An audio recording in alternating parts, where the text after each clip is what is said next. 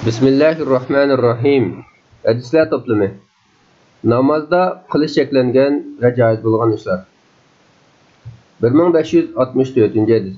Zayd ibn Arqam radhiyallohu anhu ning mundaq deganligi rivoyat qilinadi. Namozda Alloh uchun shukr turinglar degan oyat nozil bo'lishidan burun biz namozda turib bir-birimiz bilan so'zlashatdik. Bu oyatdan keyin biz jim turish buyurildik, ham paranglashdan cheklandik. Bu sura oyatning 230. Sura Baqaraning 238-oyat nomeri. Muslim 539-hadis. 1565-hadis. Abdullah radhiyallohu anhu ning mundaq deganligi rivoyat qilinadi. Biz payg'ambar sallallohu alayhi vasallamga u namoz o'qiyotgan vaqtlarda salom qilardik. U bizga javob qaytardi. Biz Najoshining yonidan qaytib kelgandan keyin uning salom qilsak, u bizga javob qaytarmadi. Biz ey Allohning elchisi, burun sana salom qilsak biz javob qaytaratding-ku desak, u haqiqatan namozda inson mashg'ul bo'ladigan ishlar bor. Ya'ni namozda qiroat, ruku, sajda, duo va zikr qatorliq Allohni yod etadigan ishlar bilan mashg'ul bo'lish kerak dedi. Buxoriy 3875-hadis. 1566-hadis. Yana bir rivoyatda mundaq deyilgan: "Men payg'ambar sallallohu alayhi vasallamning qishig'i kelsam, u namoz o'qiyotgan ekan. Uningga salom qilsam, u salomimga javob bermadi. Shuning bilan men payg'ambar alayhissalomning menga salom qilmasligiga nima sabab bo'lgandi deb burunqi va hozir ahvolim to'g'risida o'ylagandim. Payg'ambar sallallohu alayhi vasallam namozni o'qib bo'lib, Alloh haqiqatan o'z buyrug'ining xoliqini maydonga chiqardi. Shubhasizki Alloh taolo namoz turib so'zlashmaslik buyrug'ini yangidan o'tirib chiqardi dedi. Ondan menga va alaykum assalom deb javob qaytardi. Abu Davud 924-hadis. Albani hasan va sahih degan.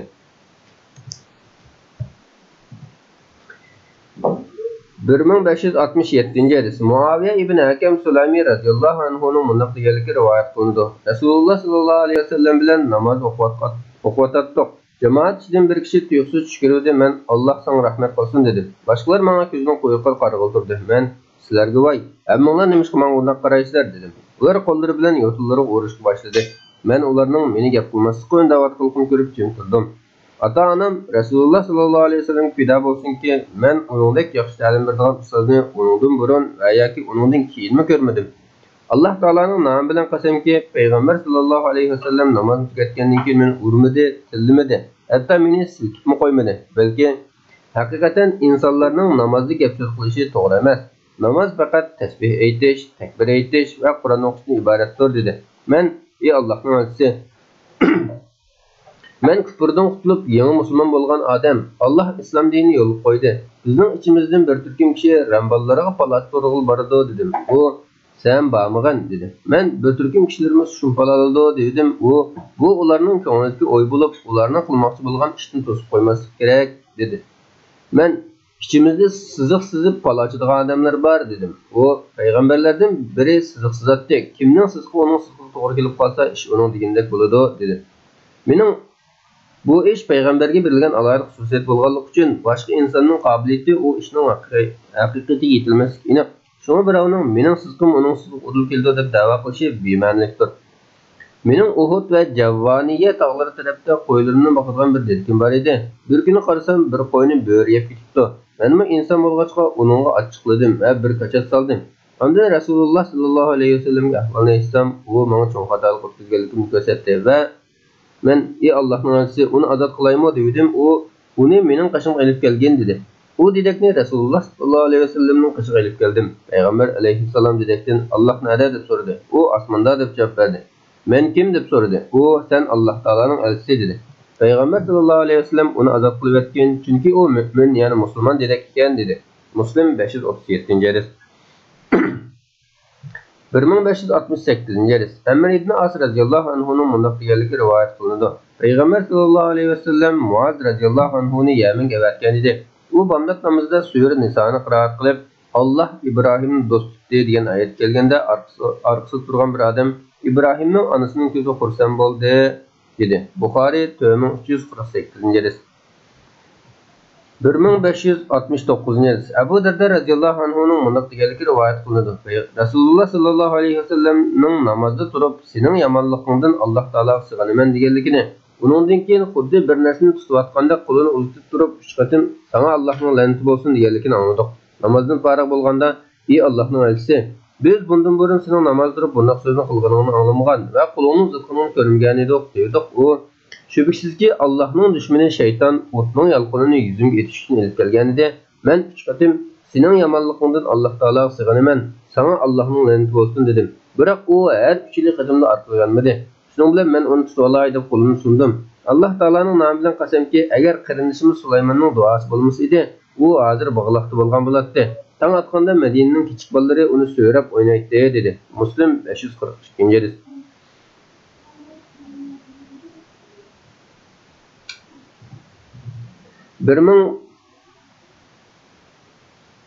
1571-hadis. Abdullah ibn Mas'ud radhiyallohu anhudan payg'ambar sallallohu alayhi vasallamning bundoq deganligi rivoyat qilinadi. Namozda tursam shayton menga yaqinlashdi. Men uni tutib olib fikirdikini qattiq bo'g'dim. Hatto qo'llarim bilan uning tilining sovuq ekanligini his qildim. U meni azoblading deb baqirdi. Ahmad 3916-hadis. Aysami bu hadisni Imom Ahmad rivoyat qilgan bo'lib, sanadidagi Abu Ubayda bu hadisni otasidan bevosita anglamagan. Qolgan raviylar sahih hadisning raviylaridir degan. 1572-hadis. Muayqib radhiyallohu anhu mundaq deydi. Payg'ambar sallallohu alayhi vasallam sajda qilgan yerning to'psini namozda turib tuzilgan kishi haqida tuzilmasang bo'lmaydigan bo'lsa, bir qatam qilishga bo'ladi degan. Buxoriy 1207-hadis. 1574-hadis. Malik Yahya ibn Sa'iddan Abu Zar radhiyallohu anhuning mundaq deganligini rivoyat qildi. Shushaq toshlarni namoz turib bir qatam turilishga bo'ladi, ammo namozda undaq ishlar bilan mashg'ul bo'lmaslik qizil tugilardan afzal. Malik 374-hadis. 1576-hadis. Oysha radhiyallohu anhaning mundaq deganligi bayon qilindi. Payg'ambar sallallohu alayhi vasallamdan namozda turib u yoq-bu yoqqa qarash to'g'risida u bir o'g'irlik bo'lib, shayton bandining namozini shunday o'g'irlaydi dedi. Buxoriy 751-hadis. 1577-hadis. Anas ibn Malik radhiyallohu anhu mundaq deydi. Rasululloh sallallohu alayhi vasallam jamoatga nim bo'ldi ekan. Ular namoz turib osmonga tikilib qaraydigan bo'lib oldi dedi va bu vaqtda shunday ig'ir gap qildiki, oxirida mundaq dedi. Ular ya shu qilmishni tark etadi yoki ularning ko'zlari o'yiladi. Buxoriy 750-hadis. 1579-hadis. Ibn Abbas radhiyallohu anhu mundaq deydi. Payg'ambar sallallohu alayhi vasallam namoz turib ko'zining quyrug'ida o'ng va sol taraf qaraydi, ammo bo'ynini orqasiga burmaydi. Tirmiziy 587-hadis. Albani sahih degan. 1581-hadis. Jabir radhiyallohu anhudan rivoyat qilindiki, Rasululloh sallallohu alayhi vasallam mundaq degan: "Kulimsirash namozni buzmaydi, lekin qoqoqlab kulish buzadi." As-Sag'ir. 1582-hadis.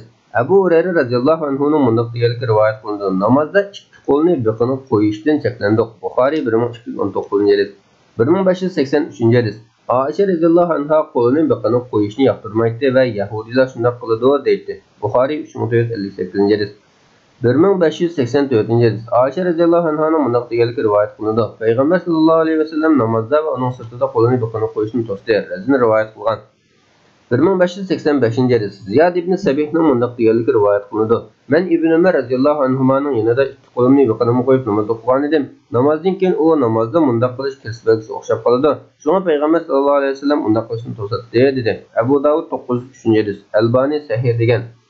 1586-hadis. İsmail ibn Umayyaning mundaq deganligi rivoyat qilindi. Men Nafi'dan barmoqlarini bir-biri giralashtirib namoz o'qigan kishi to'g'risida so'radim. U mundaq javob berdi.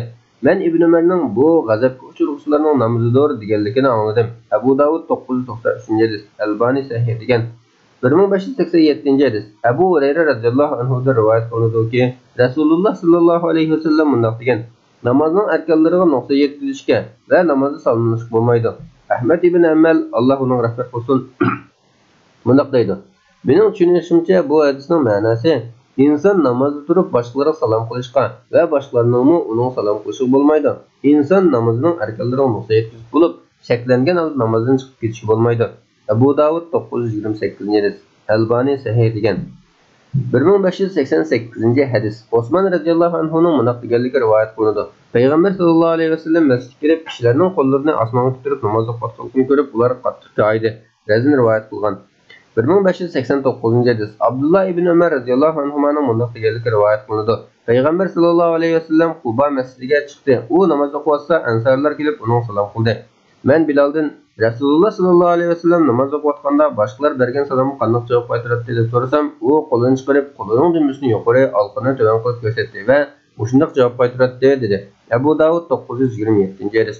1590-hadis. Aisha radhiyallohu anhaning bunday deganligi rivoyat qilindi. Payg'ambar sallallohu alayhi vasallam eshikni yopib qo'yib namoz o'qiyotdi. Men kelib eshikni ochishni talab qildim. U kelib eshikni ochib berdi va namoz o'qiyotgan yeri qaytib namozni qilgan yeridan davomlashtirdi. Eshik qibla tarafda edi.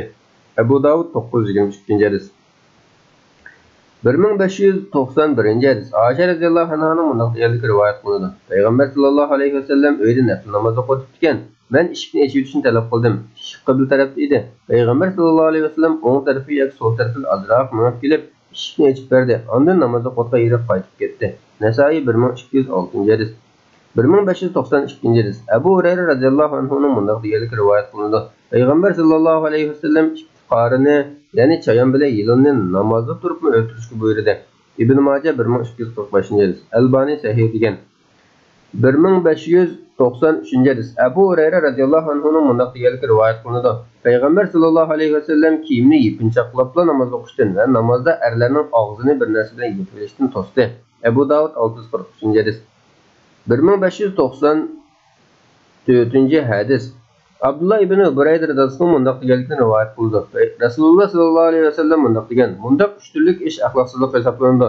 Namozning ishini turib peshonasiga to'pini eritib o'tish, sajda qilgan yerdagi to'pini tuzlash va o'rtirib siyish." Bazzar al-Awsat. Aysami bu hadisni Tabrani va Bazzar rivoyat qilgan bo'lib, Bazzarning rivoyatlari Sayyidning raviylaridir degan. 1596-hadis.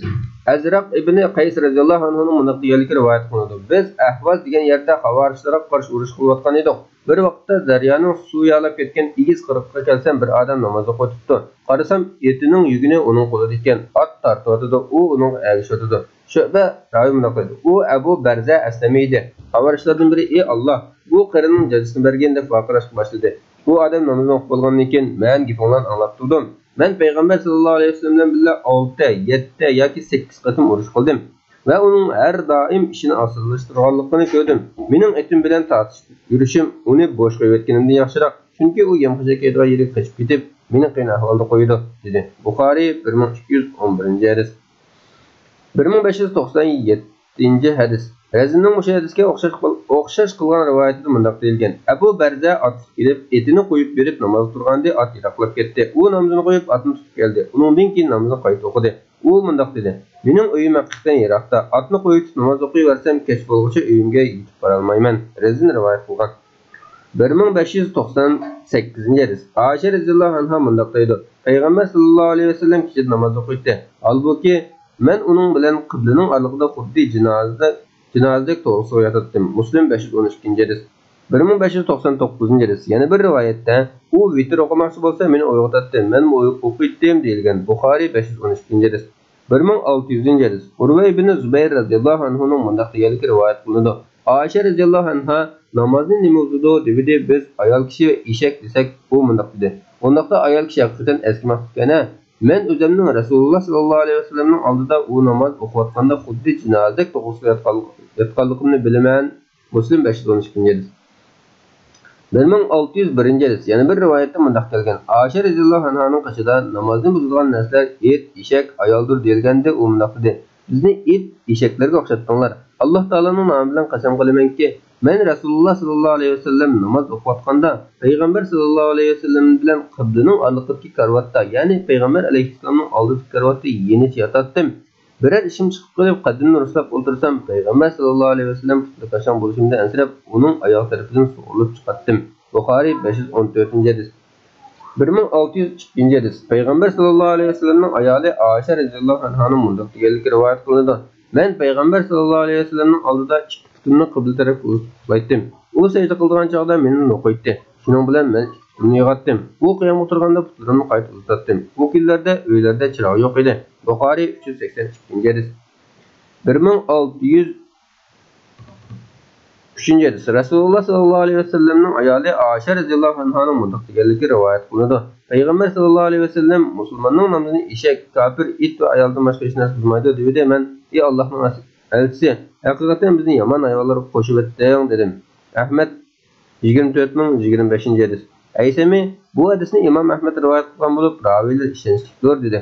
1604 hadis. Abu Zar radhiyallohu anhu rivoyat qilindiki, Payg'ambar sallallohu alayhi vasallam bunday degan: "Biringlar namoz o'qimoqchi bo'lsa, oldiga egarning orqaga to'mirchilik narsa bo'lsa-mu, egarning orqa to'mirchilik narsa bo'lsa-mu, sitir qilib qo'yib qo'ysin. Agar oldida uningchilik narsa bo'lmay qolsa, uning oldidan eshak, qari it va ayol kishi qatorida o'tib qolsa namoz buzildi." Men rivoyat qiluvchi: "Ey Abu Zar, qari itning qizil va sariq itlardan farqi nima?" deb so'radim. U yaqinlashning o'g'li. Sen mendan so'ragandek, men Rasululloh sallallohu alayhi vasallamdan so'rasam, u qari it shaytondir degan dedi. Muslim 510-hadis. 1609-hadis. Abu Salih Sammanning bunday deganligi rivoyat qilindi. Bir juma kuni Abu Said Xudri radhiyallohu anhu kishilardan o'zini to'sib turgan bir sutarga qarab namoz o'qiyotdi. Ya'ni Abu Muayd qabilasidan bir yosh bola kelib, uning oldiga o'tmoqchi bo'ldi. Biroq Abu Said uning maydasini ittirib o'tdi.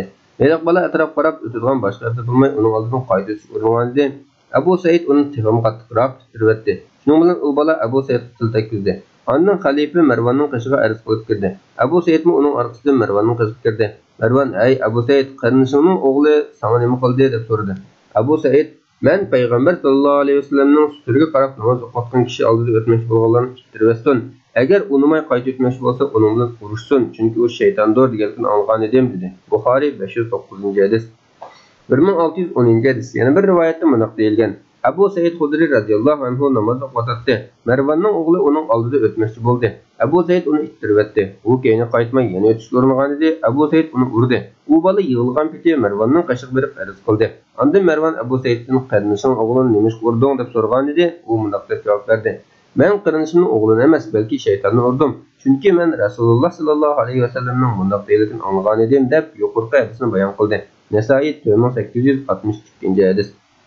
1611-hadis. Malikqa xabar qilinishicha, Said ibn Abu Waqqas namoz o'qiyotganda saflarning orliqidan o'tdi ekan. Malik rivoyat qilgan. 1613-hadis. Abu Juhaym radhiyallohu anhu rivoyat qilindiki, payg'ambar sallallohu alayhi vasallam bunday degan: "Agar namoz o'qishning oldidan o'tkichi o'ziga bo'lgan gunohni bilsa edi, albatta uning 40 turishi o'zi uchun uning oldidan o'tishdan yaxshiroq." Abu Nazzar ravi uning 40 kun yoki 40 oy yoki 40 yil ekanligini bilmayman dedi. Buxoriy 510-hadis. 1614-hadis. Payg'ambar sallallohu alayhi vasallamdan rivoyat qilingan bir hadisda albatta biringlarning 100 yil to'xtish afzaldir deyilgan. Tirmiziy 336-hadis. 1615-hadis. Ato ibn Yasardan rivoyat qilindiki, Ka'bul Ahbar bunday degan: "Albatta uning yerga yuttirilib ketishi uning uchun namoz o'qiyotganlarning oldida o'tishi yaxshiroq." Malik 366-hadis.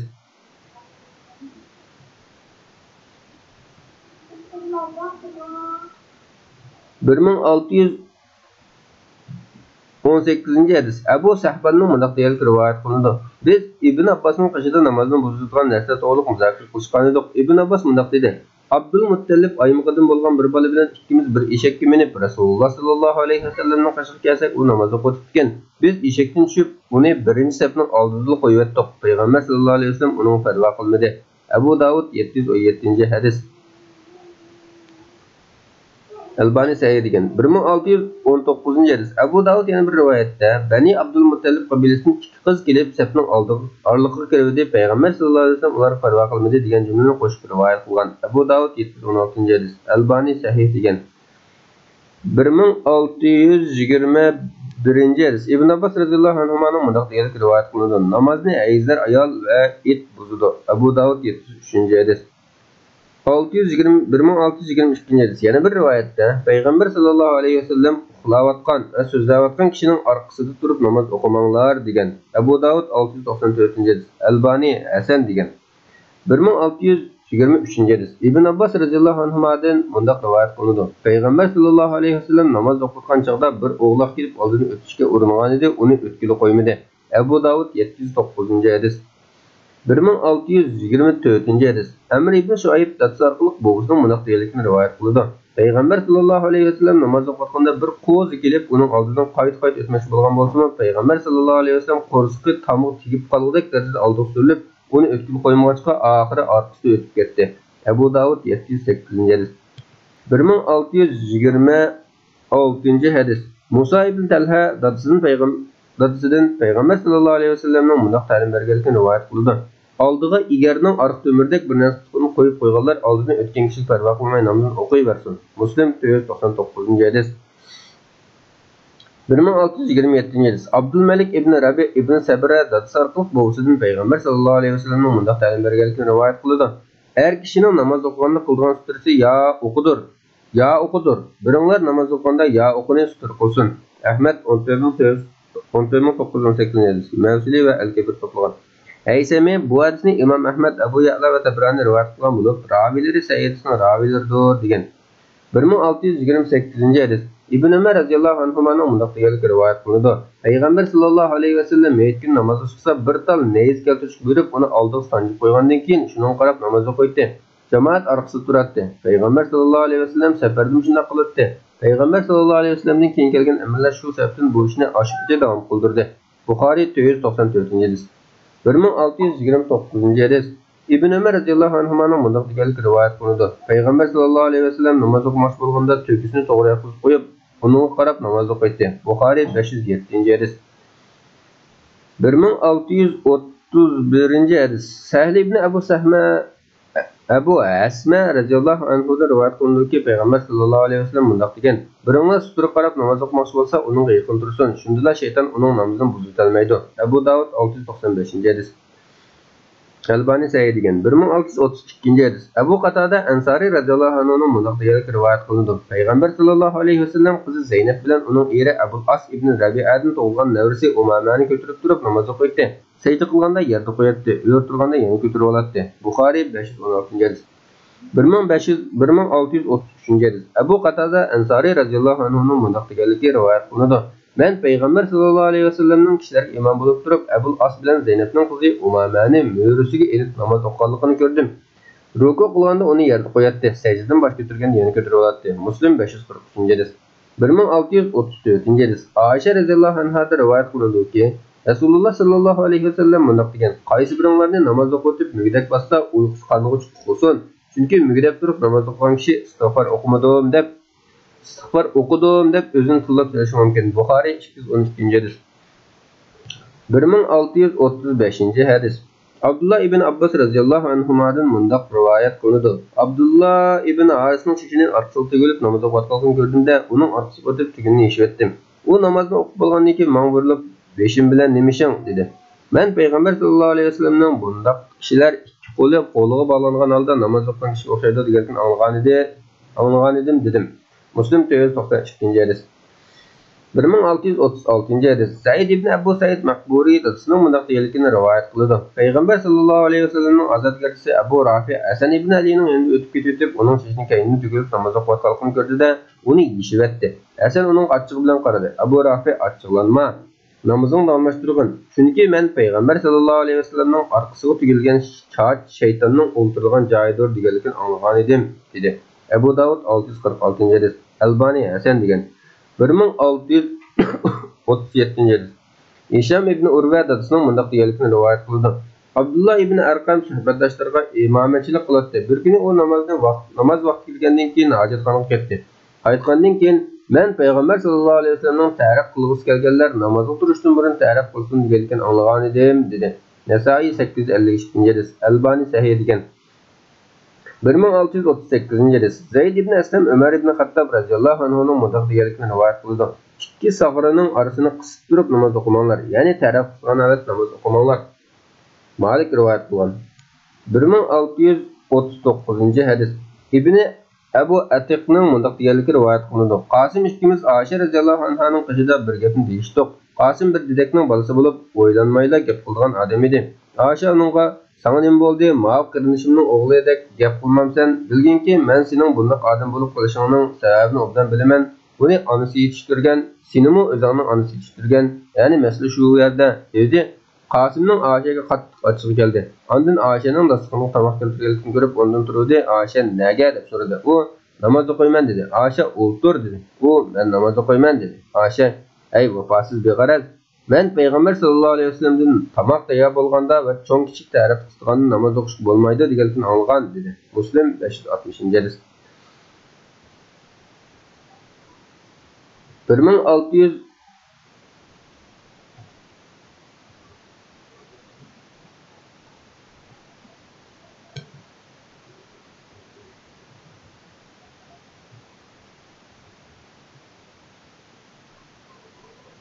1646-hadis. Oysha radhiyallohu anhaning mundaq deganligi rivoyat qilindi. Rasululloh sallallohu alayhi vasallam uxlayotganda Bilal azon to'lib uni uyg'otdi.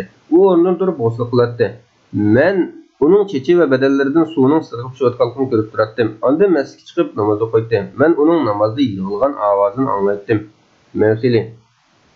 Aysimi bu hadisni Abu Ya'la rivoyat qilgan bo'lib, ravilari Sayyidning ravilaridir degan. 1647-hadis. Mutarrif dadasining mundaq deganligini rivoyat qiladi. Men payg'ambar sallallohu alayhi vasallamning namoz o'qiyotganligini ko'rdim. Uning buqildab yig'ilgan ovozi yarg'unchoqning ovoziga o'xshash chiqyapti. Abu Davud 904-hadis. Albani sahih degan. 1648-hadis. Mutarrif dadasining mundaq deganligini rivoyat qiladi. Payg'ambar sallallohu alayhi vasallamning qishga kelsam, u namoz o'qiyotgan ekan. Bo'g'zidan xuddi qozon qaynayotgandek ovoz kelyapti. Ya'ni yig'layotdi. Nasoiy 1214-hadis. Albani sahih degan.